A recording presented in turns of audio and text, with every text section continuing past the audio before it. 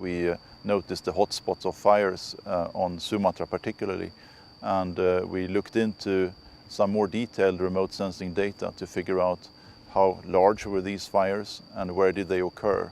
And we compared those data with the concession boundaries on the ground. Well, we could confirm in Landsat satellite images that the hotspots were indeed fires on the ground.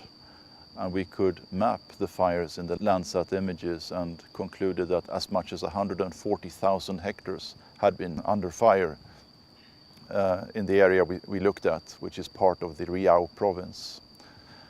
We could further confirm that most of this was outside concession boundaries, but about a quarter was inside the concession boundaries as we could see it in government maps.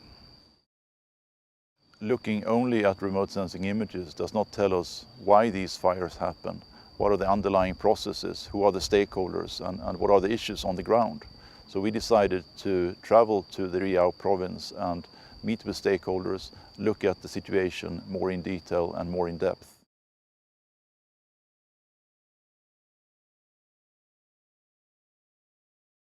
We could see and also hear from stakeholders that the predominant reason is oil palm expansion.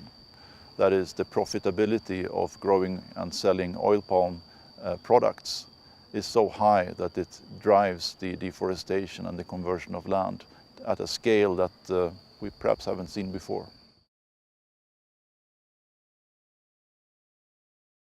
The actors seem to be a different type compared to what we have experienced before. It is probably less the large-scale corporations than before. It is also probably less the small-scale farmer than before. Instead, we have some form of medium-sized investment going on, which drives the conversion of land. Fire remains the most efficient tool to clear the land if you look at the cost and the labor involved. And that is the simple explanation why fire is still used, despite the fact that it is not legal.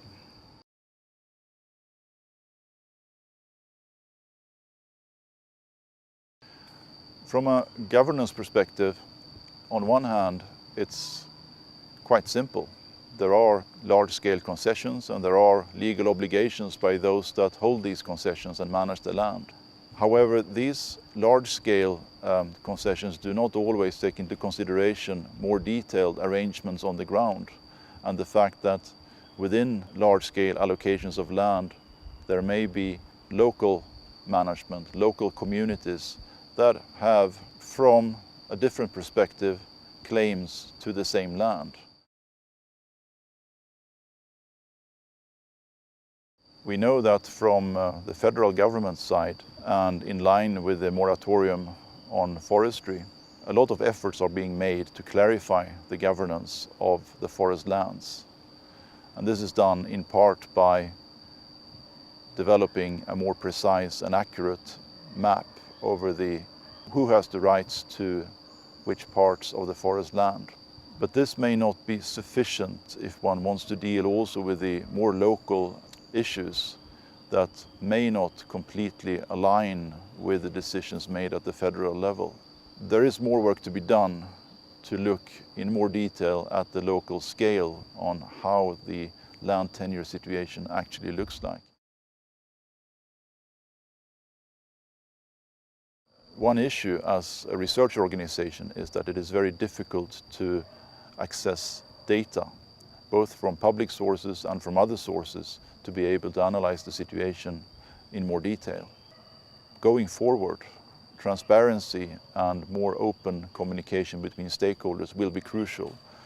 Otherwise, we may not be able to find solutions and ways forward before the conversion of land is complete.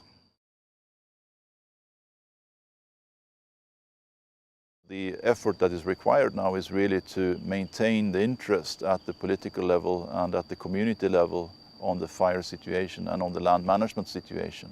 The risk is, of course, that the media attention will fade very quickly when the fires stop, when the rains start. And when the media attention goes down, maybe so will the political attention.